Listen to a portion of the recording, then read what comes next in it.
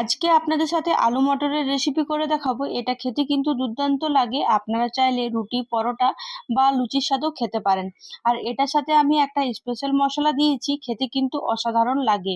অবশ্যই একবার ট্রাই করে কিন্তু আপনারা দেখতে পারেন। আপনাদের ওইদিকে মটরশুঁটি পাওয়া যাচ্ছে কি না, কিন্তু হায়দ্রাবাদে এখন মটরশুঁটিও তাও পাওয়া যাচ্ছে, তাই আমি মটরশুঁটি কিনে এনে ভাবলাম আজকে আপনাদের সাথে এই মটরশুঁটি আলুর রেসিপিটা শেয়ার করা যাক।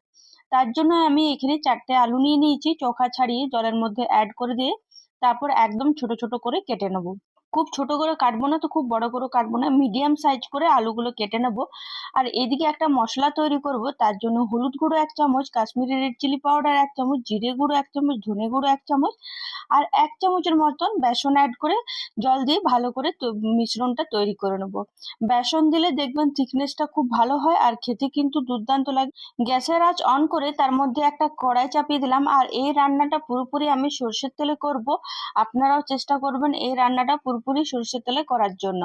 এরপর 1 চামচ গোটা জিরে আর 2টো শুকনো লঙ্কা ফোড়ন হিসাবে দিয়ে দিলাম। এরপর আলুটা এখানে অ্যাড করে দেবো এক এক করে। এই রান্নাটা করতে খুব একটা সময় লাগবে না। আপনারা চাইলে আলুটাকে কিন্তু সেদ্ধ করেও কিন্তু করতে পারেন, কিন্তু বিশ্বাস করুন এভাবে একবার করে দেখবেন, খেতে কিন্তু অসাধারণ লাগে। আলুটাকে একটু ভেজে নেব, লবণ বা হলুদ ছাড়াই আমরা এখানে আলুটাকে ভেজে নেব প্রায় 3 থেকে 4 মিনিটের মতন।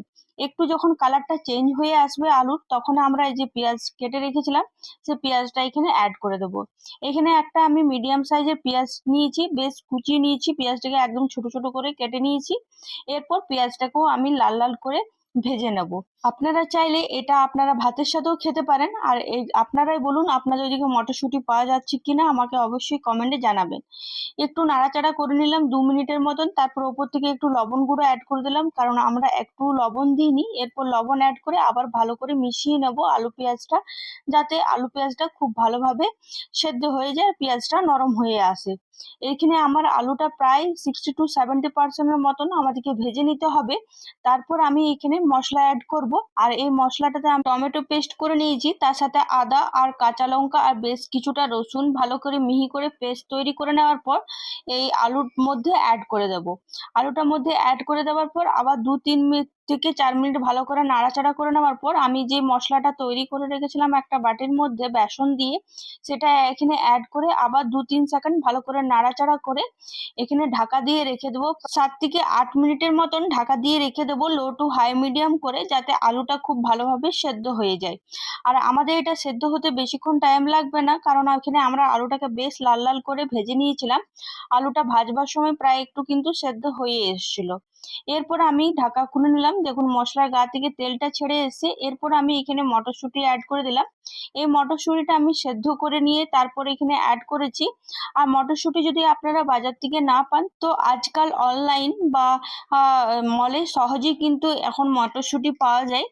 এরপর ভালো করে নাড়াচাড়া করে নেওয়ার পর ওপর থেকে জল অ্যাড করে দিলাম। আর আপনারা যদি কাঁচা মটরশুঁটি অ্যাড করেন তাহলে একটু আগে অ্যাড করবেন, কারণ মটরশুঁটিটাকেও আমাদেরকে সেদ্ধ করে নিতে হবে।